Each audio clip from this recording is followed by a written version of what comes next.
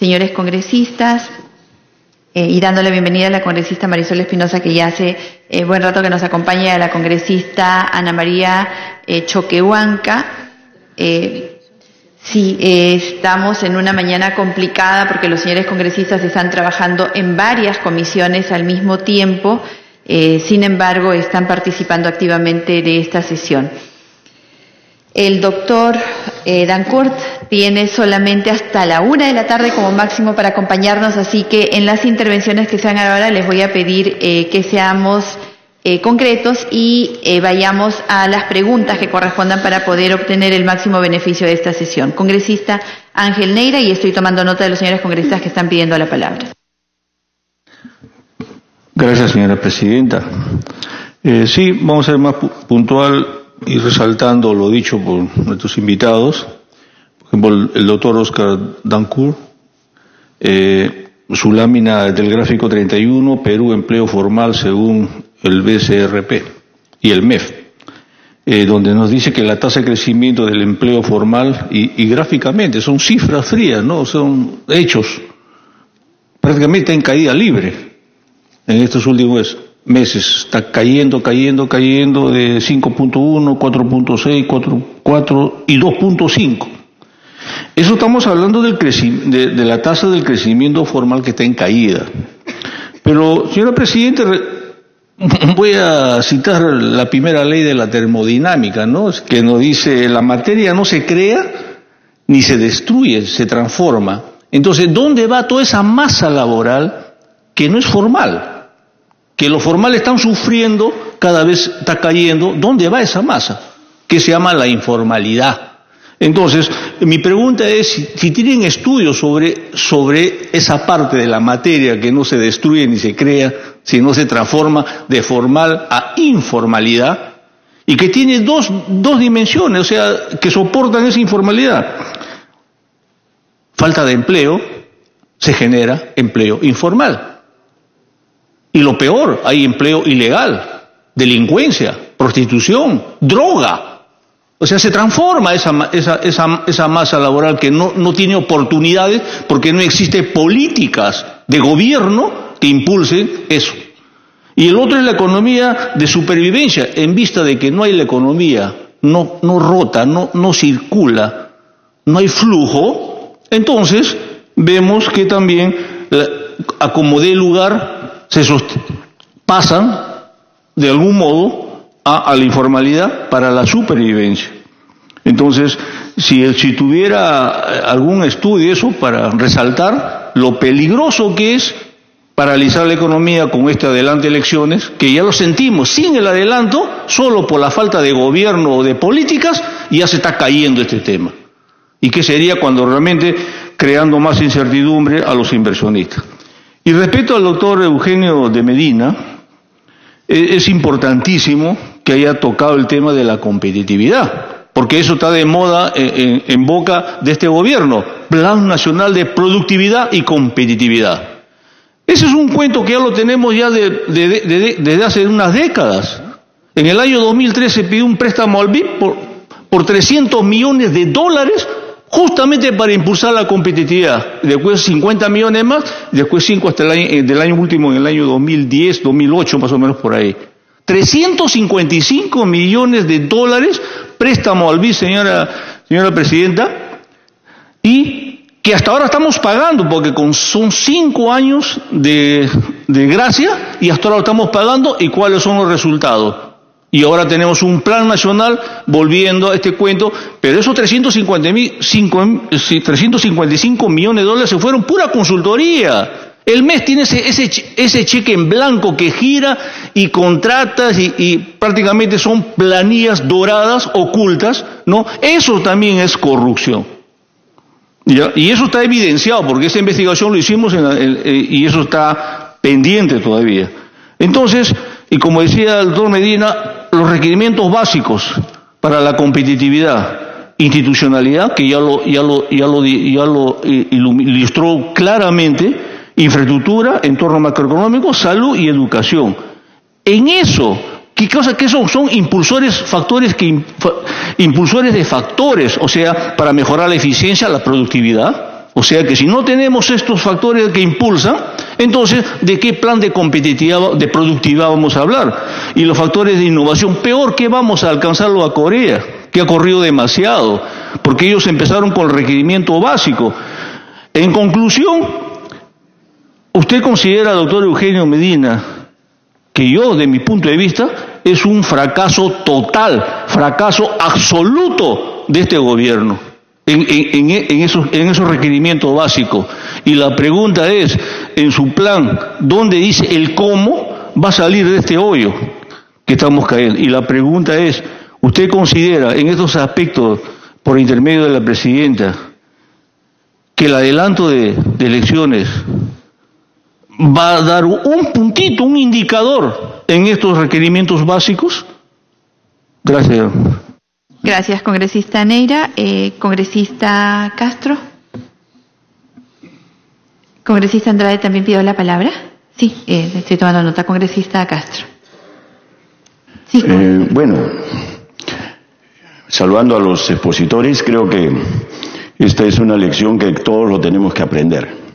Y particularmente creo que sería muy bueno que les ponga en Palacio de Gobierno, porque se está manejando muy mal la economía nacional. Y la cuestión es clarísima. Por ejemplo, cuando el señor Dancur nos indica, y creo que también es parte básica de la economía, todos estos problemas, lo primero que van a generar es incertidumbre. Y lo peor, ¿quiénes son los que pagan esto? Los grandes empresarios no tienen problemas, pero no lo tienen en tal dimensión porque ellos trabajan y tienen que seguir, tienen 100 o 200 o 500 millones de dólares que no los pueden trasladar de un día al otro. No pueden salir del país, continúan laborando. Los que asumen la gran parte de los problemas son los micro, pequeños empresarios y hasta el informal. ¿Por qué? Porque no puede invertir, nadie le da crédito. El crédito hoy se ha encarecido, los bancos han encarecido los créditos. Y eso ha sucedido hasta con nosotros mismos, O sea que tenemos un ingreso promedio alto en el país, que somos los grandes beneficiarios de repente del sistema hoy. Pero ¿qué sucede? Los créditos ni siquiera van allá, ustedes pidan un crédito, así como congresistas. No les quieren dar. ¿Por qué? Porque no saben, mañana dice, de repente salen, ¿no es cierto? Ese es el nivel de incertidumbre, el peor problema que tiene el país. Nosotros trabajamos con la micro y pequeña empresa. Y esos son los que tampoco, peor todavía. ¿Por qué? Ese es el drama, pero las estadísticas no los consideran, mi estimada señora presidenta. El señor vive bien tranquilo en Palacio, con todo su grupo alrededor, y sigue ganando pues su dinero. Y como está vinculado a los grandes sectores empresariales, continuará produciendo. Porque el sector minero, es cierto, no puede trasladarse de un día al otro. Yo soy geólogo, por si acaso. Entonces conozco muy bien, y también tengo maestría en economía. Por lo tanto, conocemos y amarramos bien cada uno de esos escenarios. Entonces es grave para el país una situación cuando genere este clima de incertidumbre. Yo tengo sí que discrepar con él. Es cierto lo que ha manifestado el señor Dancur, pero discrepo en el sentido siguiente. Claro, podemos modificar esto. Estas relaciones que están en este momento moviéndose el piso en todo el lugar del país, podemos pues modificarlas o alterarlas o de alguna manera hacerlas mucho más digeribles con política fiscal y política monetaria. Pero ¿cuánto nos cuesta esto? Hoy ya se ha generado hace 3 meses, 4 meses atrás, 5 meses, este clima de incertidumbre, poco a poco la economía se va enfriando y necesitamos cada día más recursos, más política fiscal, necesitamos inyectar a través del Banco Central más dinero a la economía, más allá de lo que normalmente para reactivarla. Y cada día vamos a necesitar, ese es el flujo que no lo ven los economistas, pero lo que vemos, los que estamos en el campo de trabajo, sí lo vemos todos los días. Y ese es un drama para el país. Entonces cada día, es cierto, vamos perdiendo, por eso es que terminamos en las estadísticas que al fin de mes vamos viendo que el empleo más cayó 100.000 empleos. Al otro mes también esas son estadísticas, pero ¿qué hacemos para que esto no suceda? Es el drama cuando se generan este tipo de cuestiones y por eso me gustaría que al señor Vizcarral vayan y le den una lección de economía. Y a todo su grupo, por supuesto, porque no es solamente el tema de estadísticas, es adelantarse a los acontecimientos que se están hoy propiciando. Ahora, por otro lado, por eso, se puede corregir con política macroeconómica, sí, estamos de acuerdo, política fiscal, política monetaria, pero no es fácil cuando uno comienza la inercia que se da abajo, volver a subir es bien complicado. Ahora, respecto a los temas siguientes, y ojalá que nos den una precisión a los temas siguientes. Por ejemplo, cuando se habla de la corrupción, nosotros vimos el caso Lavajato, se habla de que aquí se blinda. El mayor problema está en que está, y le vamos a corregir porque también trabajamos en ambos sectores y nos da claramente la idea. El problema del país se corrige la corrupción teniendo una buena SUNAT. Aquí los señores que han trabajado y que trabajan, y también el señor Dancur, que ha sido presidente del Banco Central, conjuntamente también el señor Medina, que se corrige con la SUNAT. Una buena SUNAT necesitamos, porque el ingreso nacional, ¿quién lo registra? Hasta el último kiosco de la esquina lo está registrando la SUNAT. Ahí tenemos, yo no necesito que Rafael Vela, creo que se llama, o el otro señor vayan a recibir la información de Odebrecht, porque se supone que aquí está todo, si hago el análisis contable, ustedes son economistas y tienen que saber lo mínimo de contabilidad, y hay un registro, está registrado todo, a quién le pagó, a quién no le pagó. Ese cuento de la caja 1 y la caja 2, eso tampoco existe. Ustedes han sabido que de aquí salió $100 millones, por ponerles un ejemplo. Eso está en la SUNAT. ¿Y cómo se gastó y hacia dónde se dirigieron los fondos? Yo no sé. Con este cuento de la caja 1, la caja 2, desde allá nos están digitando. Y eso para mí, nosotros hemos hecho el análisis correspondiente en términos de lo que significa eso, y realmente eso es lapidatorio. Primero necesitamos una buena SUNAT, porque tiene todo registrado. Y para mí, recordarán ustedes que nosotros cuando solicitamos la información para verificar en los años 2004 al 2006, la SUNAT que nos indicó que no habían hecho la fiscalización de la Odebrecht. Eso es grave. Y aquí ustedes deben, y decirle al señor también, a través de ustedes, señora presidenta, a través también de nuestros expositores, decirle, porque yo supongo que tienen algún canal, al señor Vizcarra. Porque eso es lo que está pasando. Y mientras no haya eso, señora presidenta, va a disculpar, pero el otro caso es, y tener un buen ministerio público, porque nosotros no hemos sido los primeros en denunciar, o porque esto, a través del Congreso, se hizo público ya el caso Lavajato de una manera bastante muy fuerte, que ahora lo han tomado la Fiscalía. Pero esto, nosotros hemos verificado que han sido denunciados de manera permanente, el 2005, 2006, 2008, 2010. El Ministerio Público no actuó. O sea, si queremos ser competitivos, los primeros que tenemos que en términos claros también hablamos de la competitividad, es el término corrupción. Y la corrupción puede ser definitivamente disminuida con estos dos factores. Uno, que el que lleva adelante, el que tiene todo el registro del ingreso nacional por un lado, y el otro que tiene todas las denuncias y que las archivaban permanentemente. Por eso nos llama la atención en estos términos. Ahora bien, nosotros sí estamos conscientes de que esta situación necesitamos ser mucho, en términos de lo que significa la competitividad. Para finalizar, señora presidenta, en 30 segundos, este es un tema también grave para el país, pero la competitividad, nosotros trabajamos con el sector privado. Al sector privado ya no le puede sacar más competitividad. Es aquel que no, y más aún el sector minero tiene que tener la primera tecnología, tan igual que en Canadá o en Alemania o en Japón, porque si no la tiene, pierde el mercado internacional, ¿no es cierto? Entonces ya no le podemos sacar más leche de esa vaca. Igual también el pequeño empresario no puede hacer una exportación porque si no es competitivo. O sea, ¿quién está fallando acá? La competitividad se construye por dos sectores, el sector público y el sector privado. Pero cuando el sector público no funciona, es lo que está fallando. Por eso que aquí en el Congreso nosotros varias veces también hemos tratado de indicar lo mismo. El que está fallando es el sector público, pero cuando tenemos estos que entran por la ventana, los amigos, los paisanos, los amigotes, cuando es protegido por algunos congresistas de aquí del interior y no exige eficiencia al sector público, ¿hacia dónde estamos apuntando? Yo veo que el sector privado en el Perú, y hemos recorrido lo suficiente, no digamos estamos al 100%, pero estamos en un nivel bastante interesante. Pero ¿qué sucede en el sector público que tiene que amarrar las cosas? Es el donde, amarrar en términos, lógicamente, para ser competitivos entre los dos sectores. Pero el sector público es el que lamentablemente no está funcionando como se debiera. Y yo, como ustedes, como académicos que son, yo creo que también hay que revisar esos casos. Y hay que decirle al presidente de la República que trabaje en ese sector. Ahora, yo solamente quiero finalizar en lo siguiente. Aquí hay una explicación clara y concreta, señores, para ustedes, que aquí me llama poderosamente la atención, y usted lo sabe mejor que quien habla. El año 89, en 1989, hace 30 años, hagamos una corrida y comencemos a trabajar sobre eso. ¿Qué teníamos el año 89? El presupuesto de la República no llegaba, era inferior a los 4.000 millones de dólares. Y eso lo hemos analizado nosotros, pero ustedes lo van a analizar mucho mejor seguramente. Y el año 2020 el presupuesto está en 54.000, casi 54.000 millones de dólares. O sea, hemos 12, 13 veces más de lo que teníamos antes. ¿Y en qué hemos mejorado? Hemos mejorado al 20%, 30%, etcétera. ¿No es cierto? Hay una mejora, es indudable. Pero definitivamente eso no ha marcado la pauta pues en los mismos niveles que hemos tenido. Y ahora hay una cuestión que es clara y objetiva.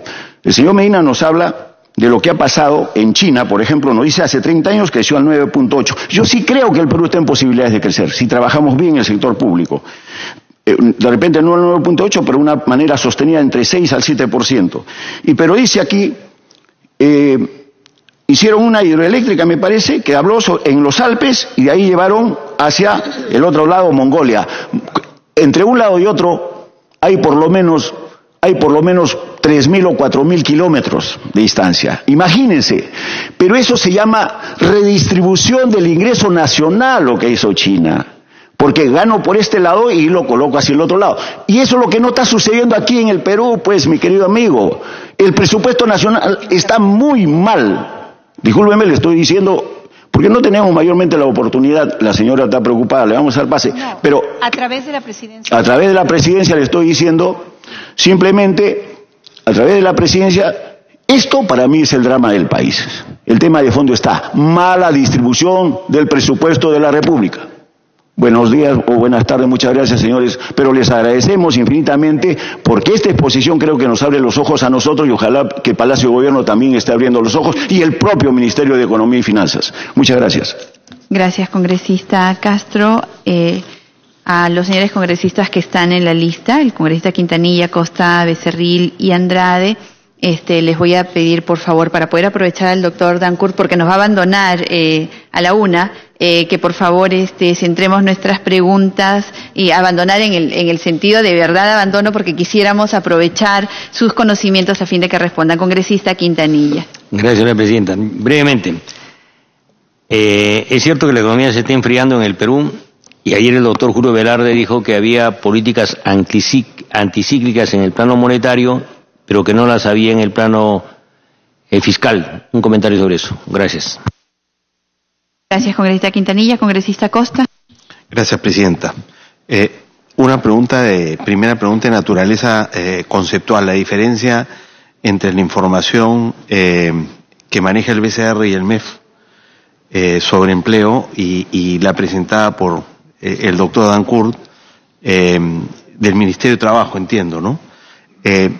Usted le otorga más importancia a esta última por tratarse del sector más dinámico en la economía, me imagino. Pero si uno ve la información agregada para todo el empleo urbano, la situación no es tan mala. Por eso la pregunta es, intuyendo yo que tiene que ver con lo que digo, ¿por qué escoger este indicador y no el indicador agregado de empleo? En segundo lugar, usted ha dicho que hay dos enfoques sobre las elecciones y la situación económica. Uno es que la afecta negativamente por la incertidumbre que genera, y el otro es que no la afecta en realidad.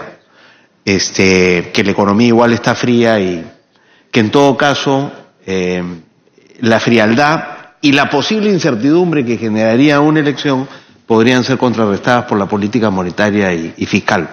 Lo que significa en realidad que usted considere entonces, me parece por su exposición, que adscribe a esta segunda interpretación. Me gustaría, si lo pudiera, me gustaría que lo pueda explicitar, digamos, o en todo caso pronunciarse al respecto.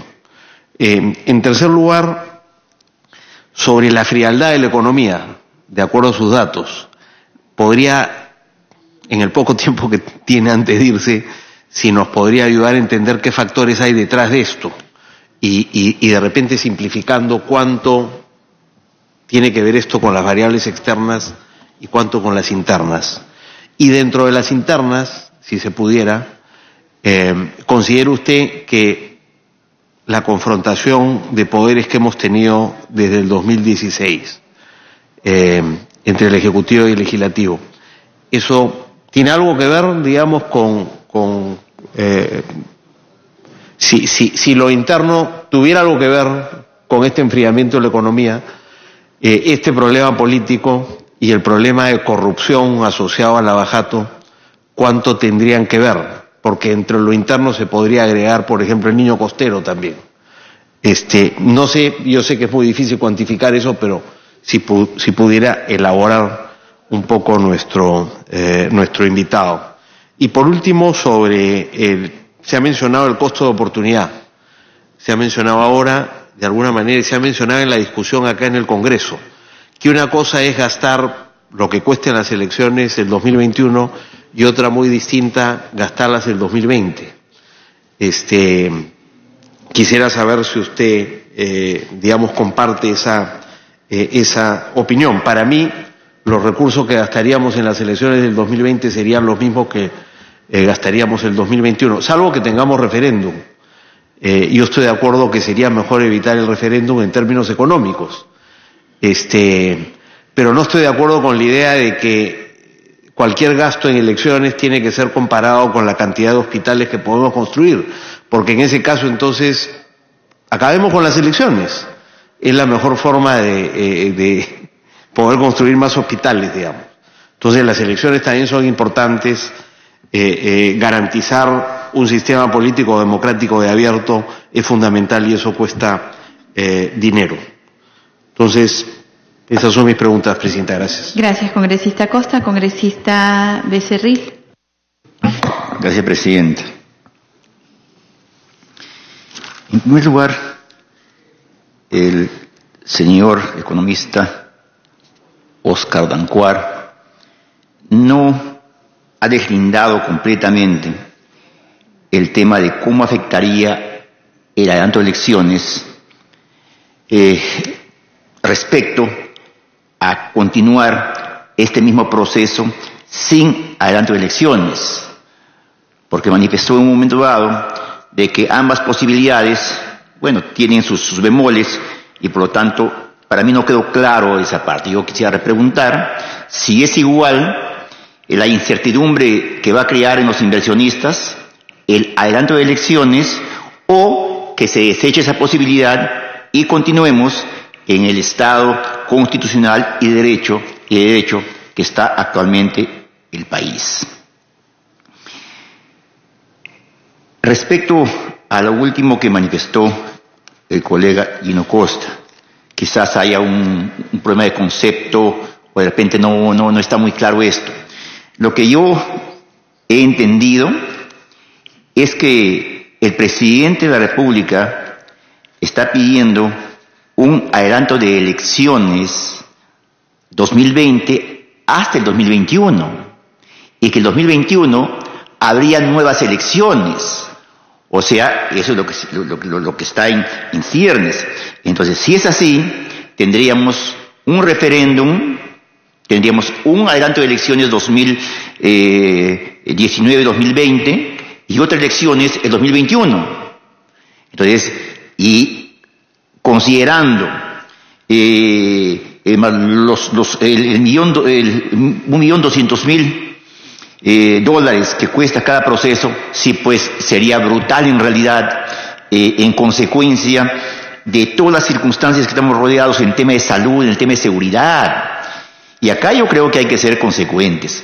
No podemos nosotros darnos el lujo de adelantar las elecciones para un año gastando ese $1.200 millones,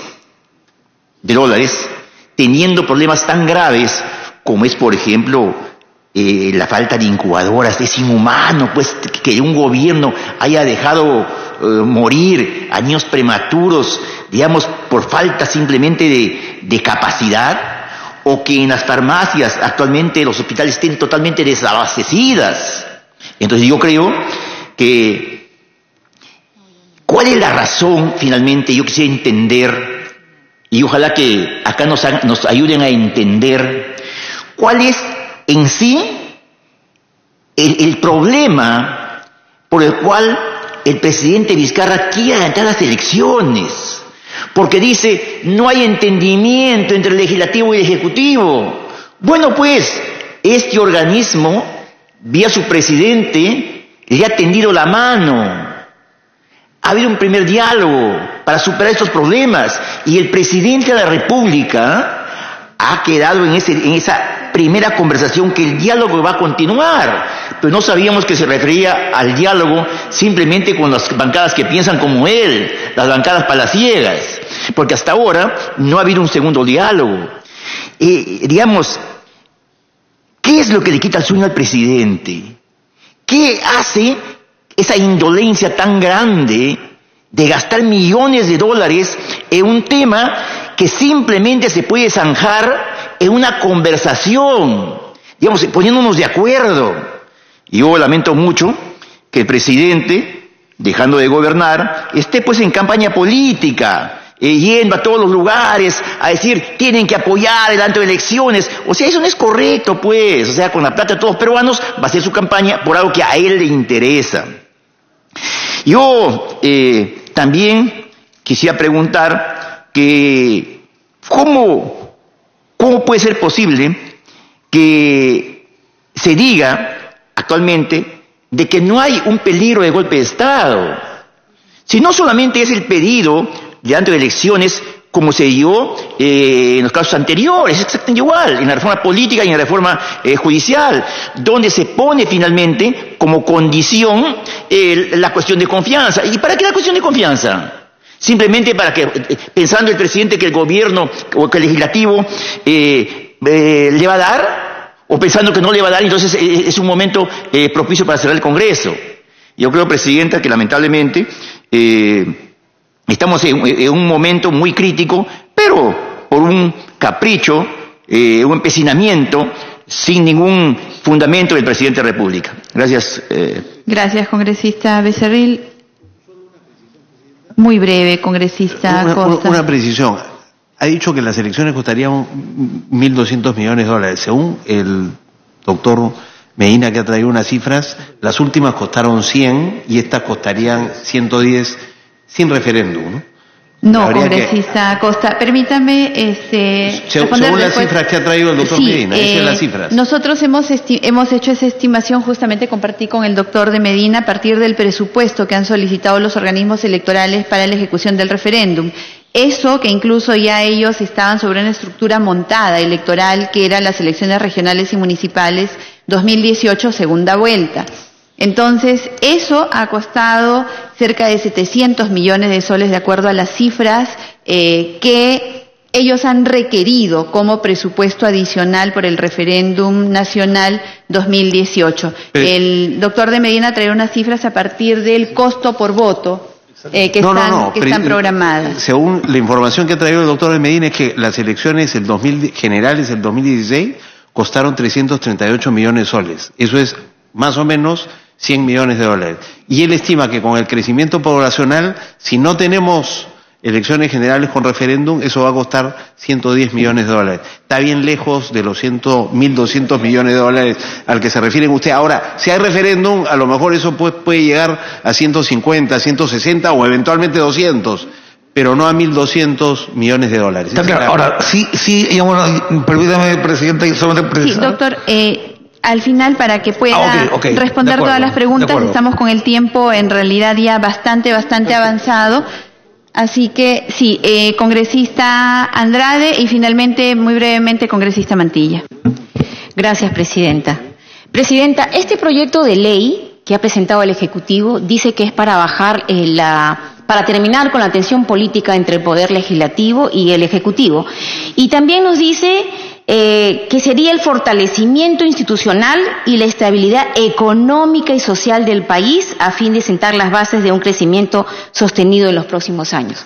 Entonces, en base a eso, Presidenta, para nuestros invitados, gracias por su participación, que es muy importante para nosotros, yo quiero preguntar, ¿el adelanto de elecciones generales realmente logrará la estabilidad económica y financiera del país?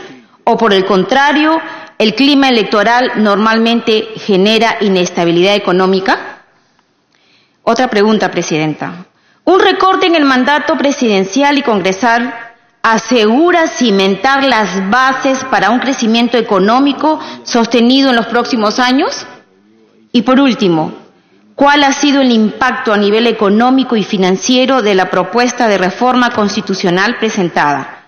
¿Cuál es el nivel del crecimiento, avance o retracción económica desde que fue anunciada la propuesta?